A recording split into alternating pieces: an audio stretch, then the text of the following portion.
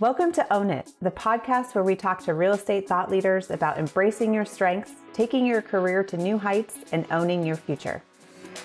I'm Hillary Saunders, co-founder, chief broker officer at Side, along with my co-host Spencer Kroll. Hello, Spencer. I don't get an adjective this week. I'm so bummed. Normally I'm like beautiful or illustrative or handsome. Something. Anyway, it's too late now, Hillary. It's like saying, happy birthday. No, I told you it was my birthday. No. Well, we have an awesome guest, Meredith Fogle, the founder of the List Realty out in the DC area. And she is, in my opinion, the best at farming, the queen of farming. She even wrote the book on farming. And that's just a little tiny piece of her amazing career and experience in real estate. So I'm so excited to get into this because way back when I was a baby realtor, and I don't know about you, Spencer, but that farming was it. Like that was how you went and got clients. Sure. I was a door knocker. Yes, exactly. So without further ado, I'm going to bring on Meredith and let's get started. Hi, Meredith. How are you? Hi, Hillary. Thank you for having me and for the very nice introduction. That was very sweet. Appreciate it. Well, you're also beautiful. So maybe I'll give the adjectives to the ladies. I got your adjective, Spencer. Sorry. Yeah, great. Thank you. I love it. But so the List Realty is your baby. How did you even come up with, let's start with the name, The List. Where did you get that? Okay. Well, I think there's a process, and I'm going to jump right into saying that when I became a partner with Side, it's part of what Side does for us is help us come up with our branding and the name of our company. And I thought it was short, sweet, kind of resonated with what I saw as the future vision for the company, which was to be kind of listing centric and listing heavy. So went through a long process, and it kind of just hit me at one point through the different stages of trying to figure out. We had like 5 or 6 different things, and then just process of elimination landed on that being the one. And that sort of was always the one that was at the top of the list. It sounds like a great name for like hip hop star too, like The Weeknd and like The List. I might use it for my own hip hop career, just so you know. Ooh, okay, I might steal it first. We'll see. Yeah, might have that midlife crisis, and maybe that's my next stage. All right, I've had mine already, so go ahead. Feel free. And I'm not going to sing. You do not want me to sing in any form or fashion. No, I got caught on the rodeo this last summer. Not happening again. So let's dive right into your career. How did you start in real estate, and how did you focus, or how did you first figure out that farming was a niche that you wanted to focus on? Good questions. So kind of the snapshot of starting in real estate, this was out of my first career, which was working for a homeowners insurance company, where I got to really help people through some usually awful transitions in their lives, like their house burned down, or, a flood took out their home or something awful like that. I learned a lot about houses, though, and architecture and construction, which was great. And also what it means to serve in a moment of real need for people. So that kind of resonated with me. I bought my first house, and this was just a couple years out of college. And the agent who helped me at the time, who ended up actually being our local organization board president a few years later, was kind of an inspiration. I asked her what she liked about real estate. She shared her story with me, and it just spoke to all of the things that I felt passionate about, that I felt were kind of like my natural talents, my learned skill set. And I saw it as a way that I could be an entrepreneur and own a business where the sky was really the limit in so far as how far I could take it. So I started as a solo producer at one of the big box brokerages, and aligned pretty quickly with someone who would become my mentor. And it was funny when I started with her, and she was a farmer. We didn't really use the term farming back then. This was mid-90s. And I hadn't heard the term farming anyway. It may have existed, but it wasn't like a buzz, term like we use now. Now it's geo farming, so it's even fancier than that. But she had her market share really developed in a very specific geographic area, a neighborhood, a subdivision. And she was doing all the things that you would think of constitute a sort of traditional real estate farming effort. And when I first started working at this company, she stood out as someone who was a consistent producer. She was one of their top producers, lovely human being, giving and generous with her time, family oriented, and kind of a bastion of what it meant to be part of the community and a citizen of the community. So I kind of idolized her. I had a friend, and I was kind of doing the normal things where I was like, making cold calls from my basement and getting my business that way. I kind of lucked into my first listing. I think I kind of convinced the guy that I called that I was an experienced agent. Little did he know, I don't think he ever knew that he was my first client. And I spun that listing into other listings. But at the same time, I always knew I didn't want to be one of those like scattershot agents who just went everywhere. That never appealed to me. So I saw what she was doing, this agent who became my mentor. And I thought that looks like something that has legs. Like this looks like something that could be a potential place to focus that would have a good return on that focused investment. So I had a friend who lived in the community in which this agent lived, and I did not yet live in this community, which is where I'm sitting right now recording from. And that person, I had helped purchase the house in that community. And she came to me and she said, okay, so I love you. You're my really good friend. And this other agent is like the go-to agent in the Kentlands. Is there any chance you guys would help us together by working together? And I'm like, as you said, like before, a baby agent. And I was scared to go ask her and I didn't know what she'd say. And I approached her. Oh, and before this, though, let me say I had gone up to her because, again, I admired her and saw what she was doing. And I said, so if you ever need help with anything, if I can just like be your assistant, like do whatever dirty, jobs you don't want to do. And she was like, oh, thank you. No, I'm good. And I was like, oh, I'm all like devastated. I tried to make any inroads. Right. So this gave me another opportunity to approach her. And I said, so this person approached me. Here was her suggestion. Is there any chance you would be open to working together on this? And she said, absolutely.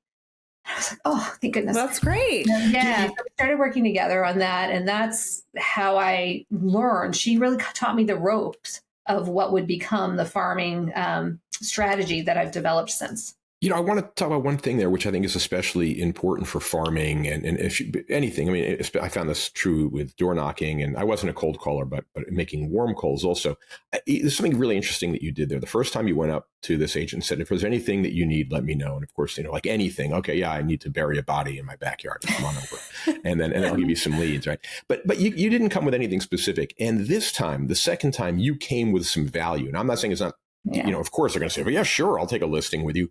But I think it's so important when you're farming to bring value to somebody, whether it's, at least you hear market stats or something, but how can the market stats affect you? I think that's what people are looking for. Mm-hmm. So how does that affect, have you changed the way or what you do in your approach to clients? Have you developed something over time?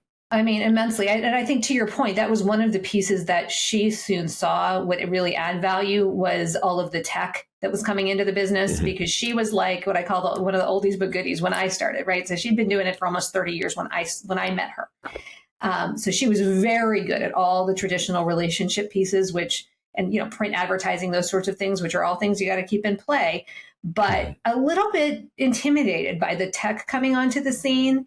Even at that time, we had just transitioned from we just had fax machines come in, right? Like we had just transitioned from the having to go deliver keys or pick up keys from people to using lock boxes. So it was back then that we're talking about. So I think, getting those pieces of tech really embraced and in front of the client, that's the piece that really was able to springboard that business and open it up to another generation of sellers who might not have considered her because she was kind of on her way out of the business a little bit before, when I came in and I was like, okay, we have, this, we could do a virtual tour for you. We've got some social media starting. There are different things. We've got videography. We've got, eventually a drone. We've got things that other companies don't have. And I was really early to embrace those things, which excite me.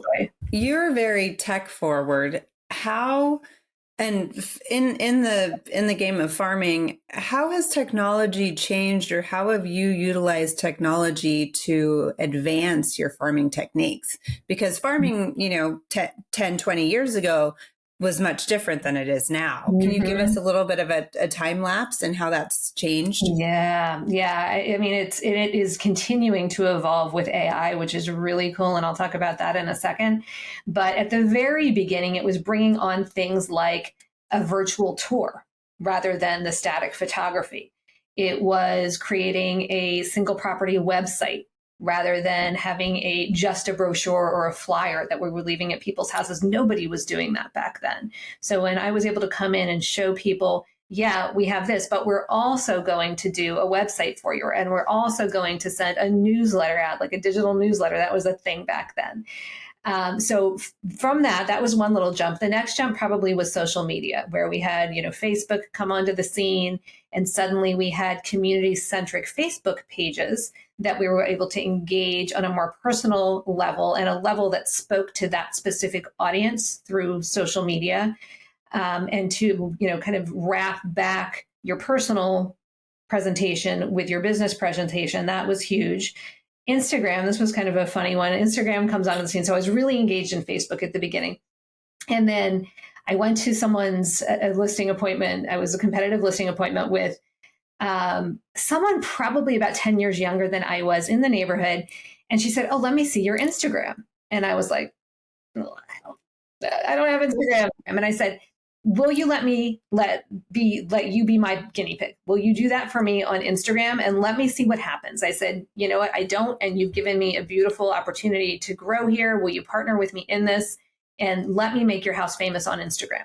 And then I got it right away, because I did all the things on Instagram, and then people started tagging their friends, and I was like, now I understand why Instagram, works. And then when most of the new social media platforms came online, I would at least test them out and see how it would go. But I would always let people know, and I'm doing all these other things that your competitors are probably not doing. Even now, when I go on a listing appointment, I'll say, "Have you checked out, if it's competitive, have you checked out everybody's social media?" And if they're like, "Oh, no, we haven't," I'm like, "Well, let me show you mine," so that they can see what I'm doing to, again, make the house famous for them. And then, now AI, that's incredible. I know, who knows where that's going to go, but everything from helping to write listing remarks, to animating photos, to creating video content that you don't already have. You can do so much with it. You said something that's kind of a takeaway for a lot of people who are listening that are in competitive listing situations, is how are you going to make the house famous? Like, don't talk about yourself, right? It's not about you. It's about the property. Yeah. I think that's a mental shift that I see a lot of people making a mistake with anyways. Yeah, you're exactly right. The more you can create the focus, on the house and the people, and keep it off yourself, it's great if you have exposure too, as long as you can wrap it back to how it creates exposure for those people's property. That's what they want to know, is how are you going to get that property in front of the greatest number of eyes?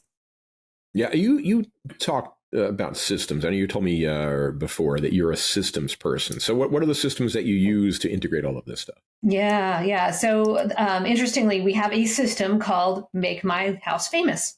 And that is a marketing system that is kind of in-house, and we also present it to our clients. So when we go to a competitive listing appointment, I'll say, "This is our Make My House Famous strategy," and it has a number of steps that are everything from, it's got all the marketing, print marketing, social media, online marketing, how we use AI. We show them all of it, and they're always really impressed. And then what we do is, we've got, as I'm there, and this is another AI thing, right? You can use like Otter or something like that to record what you're talking about. So you don't have to be making notes or remember every single thing that you talked to the seller about. You can bring it back. You can see what you talked about. And then that all can be transcribed into, we use a Google form for this, but into a Google form that selects what those options are, because not every option is going to apply to every listing. But if, we're using the Make My Listing Famous, then we're sending it to my staff, who then plugs it into our system and takes it, and the ball just rolls forward with that. So it makes it very efficient. They all know what has to happen when we've got the Make My Listing Famous system in place. So that's one of them. Another one that we use is what we call Listing Concierge. And if there's a house, for example, that needs some work for prep, they almost all do, but if there's significant work needed, it's one of the things that we offer is the ability to concierge that listing prep, everything from almost a total renovation if we wanted to do it, to just, a little fluff for staging and prep before we go on the market. And again, we've got Otter recording everything, transcription into a Google form, goes to my admin team, they take it from there. Wow. Yeah, that's a system. That is a system, and it's a wash, rinse, repeat, right? How did you, realtors, I'm going to generalize and say typically they're more people, conversational, relationship based, less system, less tech. Mm-hmm. How did you figure out that you had an affinity for systems and the technology piece of it? Or have you always been that way since you were little? I haven't really always been that way. I think I learned a lot of what it looks like to work from a system when I worked for that insurance company. They were very system oriented. So I saw how systems created efficiencies. And to your point, most agents are conversational relationship. Me too. And I knew that's what I wanted to do more of. And I saw very quickly the best way to do more of that was make all that other stuff really easy. And the best way to do that is to systemize. So if I can figure out what I do and document it and create a system out of it, then I can just have that running, as I go out and create more relationships and create more transactions. I think the other thing I realized is, how you also always see that kind of like wave pattern in realtors' careers. So you've got like busy, busy, busy. Oh my gosh, I got no business. Ramping back up again. Busy, busy, busy. Oh my gosh, I have no business. And that's, part of the nature of it a little bit, and the nature of the beast of most real estate agents, but also partially because most agents don't have good systems in place. The systems take a lot of that variation out of that wave pattern, because the systems can be running, even generating leads, while we're out doing what we do best and what we enjoy most. Yeah, Spencer, that's a key takeaway, because, there is all this talk in the marketplace as far as, it's a down market, it's an up market, but right now being a quote unquote down market. And I think what you're hinting on, Meredith, and I want to get to your book, because this is right in line with what I want to say, is that when you are seeing the lull of what you're talking about, the wave, or you feel like you're not having the influx of clients, you go back to what's tried and true. And one of those techniques is farming. And you wrote the book on it. So tell us what inspired you to get yourself to actually sit down and write this all down, and where we can find it too. Okay. Oh, thank you. All right. So the book is Farming for Real Estate Agents. You can get it on Amazon or anywhere books are sold. It's on Kindle and Audible as well.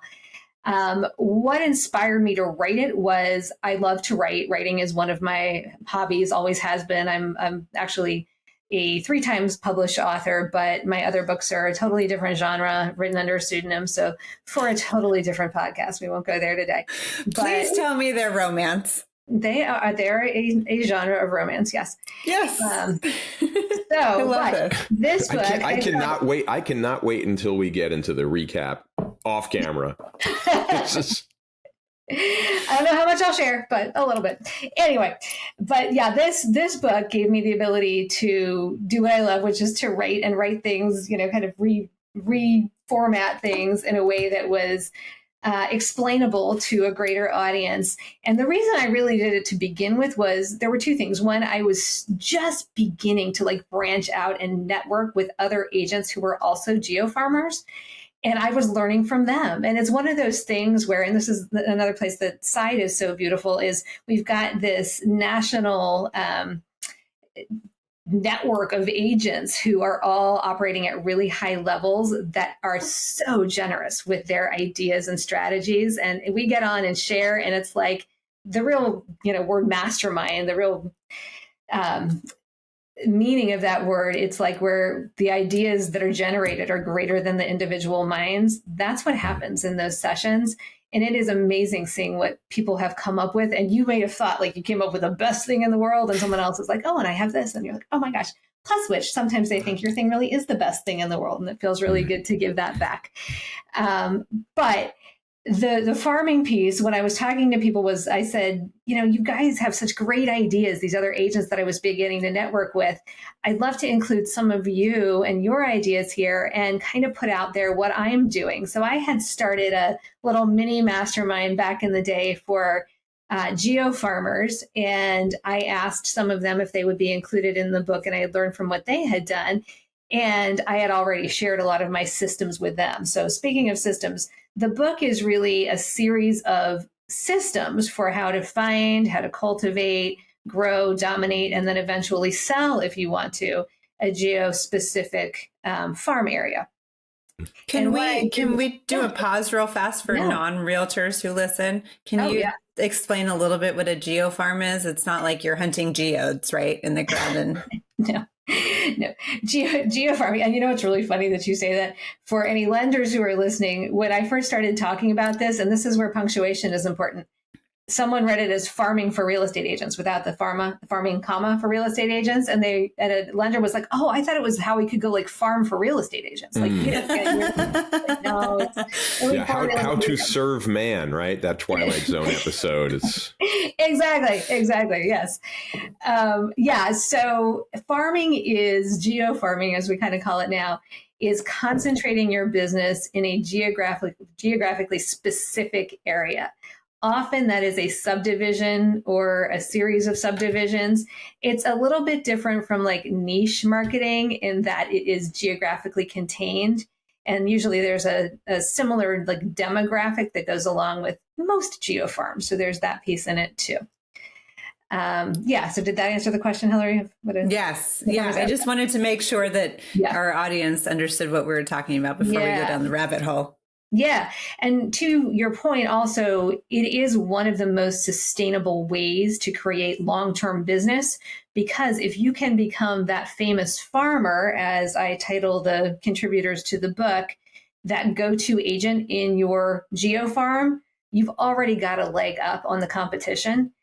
One of the recent listings, the one that I'm prepping now for sale, actually, and this hopefully will be a little nugget for people to take away. They had the agent who helped them buy their house interview for the listing. And not only did he interview for the listing, and this is a house, probably the one they're buying, maybe 10 miles from my geo farm. And he offered to discount the commission. And I said to them, let me just ask you this question. If he had not sold you your house, would he even be in the running for your listing? And they paused and they were like, no. And I said, well, there's your answer. I said, who would you have called? And they said, you. And I said, all right, I got the listing paperwork right here. You ready to sign? So we signed it. And, it's one of those things, like there's a reason that people go to the person in the farm area. And one is expertise and knowledge of the area, but also the fact that most geo farmers do almost as much to sell the geo farm area that they are concentrating in as they do to sell the houses. Usually there's like a lifestyle, and then there's the networking piece of it that comes from it as well. So it's a way to create long-term business. And if you do it right, you'll get to a point when you geofarm that you're really not having to hunt so much anymore. Leads are just kind of coming to you because you're that known. Time is the factor there. When you're incorporating new things like for Instagram or something else, it seems like you got immediate results. What do you do if you're doing something? Like if you're an agent listening to this and you're starting out and you're going to start your farm, you're not going to get anything for 6 months or so. I mean, I remember when I used to do mailings, like nothing would happen until like 6 months later in a new area. What do you do yourself to how do you test it so that you're not wasting your time, or how much time do you give something?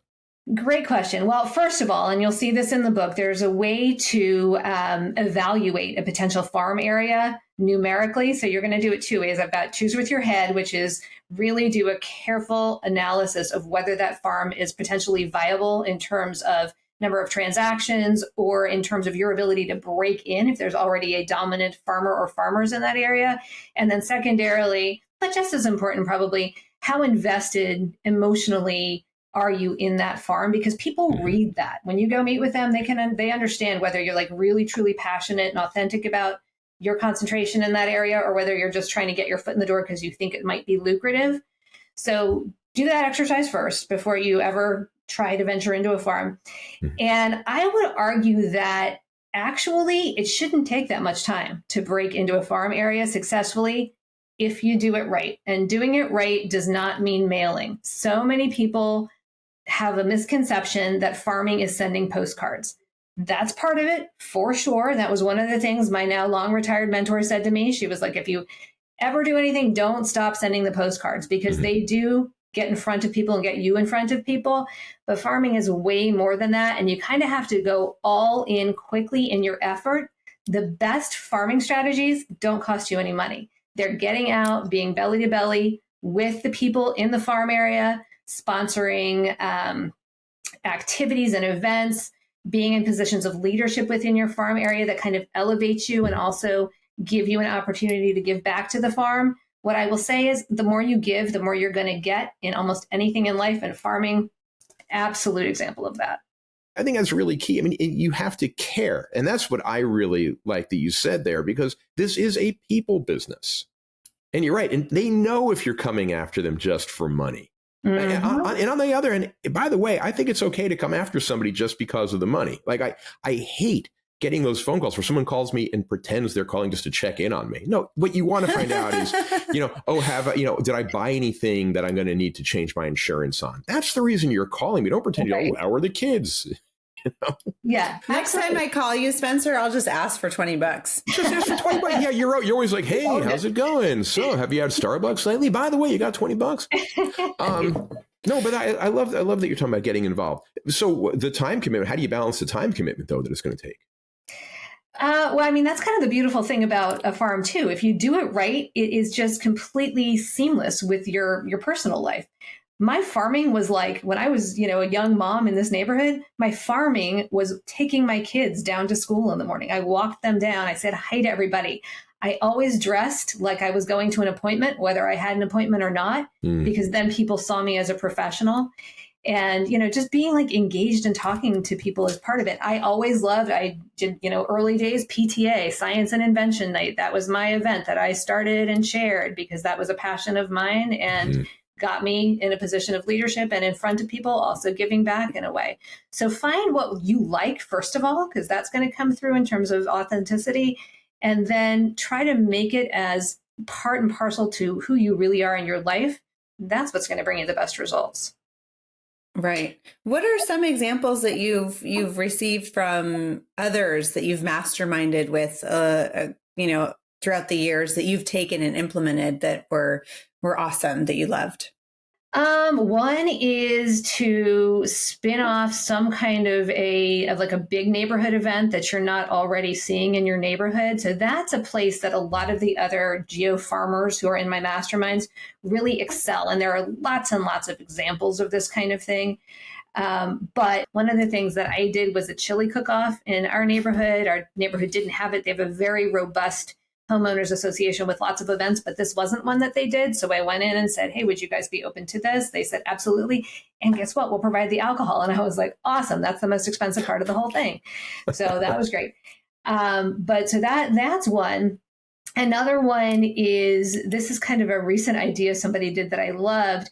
They did something called the Golden Ticket. And the Golden Ticket this is like a little riff on Charlie and the Chocolate Factory. And she would actually take a chocolate bar with her, door knock with this golden ticket. And the golden ticket was like, free staging or a free staging consult or a free something if you list with us by a certain period of time. And it could be like any time, but it's this cool thing. And she'd take it and she'd say, and if, this isn't for you, do you know anybody that might be interested in this golden ticket? And she's like, here's, you keep the chocolate bar. I'll take the ticket to the person's house.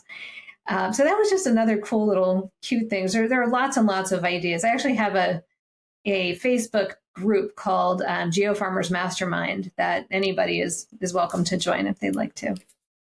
That's awesome. I think that's great. Collaborating with other people, just because really the law of abundance, right? You give and it will come back. And I do think we need to elevate the entire industry and really show that realtors bring a real value. But you, Meredith, you also have a podcast of, you want to be a realtor. Tell us what got you into that and where it's going and what you've experienced and learned. Okay, thanks. Yeah, so it's the podcast is So You Want to Be a Real Estate Agent, and we started it because you'll know if you're a real estate agent, this happens. People come up to you and go, I think I want to be a real estate agent. And so my then podcast partner looked at me and was like, we must make this look really easy. So we actually started it to try to talk people out of becoming a real estate agent. That was like our first 2 episodes, was like why not to do, why it's actually hard, why maybe you don't want to be a real estate agent, things about like the DISC assessment, try this first before you dip your toe into this. And I remember we had 2 that we recorded, and I was like sitting on the beach when the first episode dropped, and I started to watch the downloads like tick up, and I was like, oh my God. I was like, wait a minute, people actually like this. So then I'm like, maybe we're on to something. And then we started getting feedback from the first 2 episodes. Thank you so much for this. Now I definitely want to be a real estate agent. And I was like, uh-oh. So then I thought, okay, if we're going to convince people to be real estate agents, we want to give them some tools and some reasons to be good real estate agents, because one of the things we all know who are in real estate is the proportion of really good ethical agents to unethical can be disproportionate sometimes. So we wanted to make sure that we had, people coming into the business as much as we could that were doing it for the right reasons and had the right set of standards and people that we would want to work with if we were on the other side of the transaction.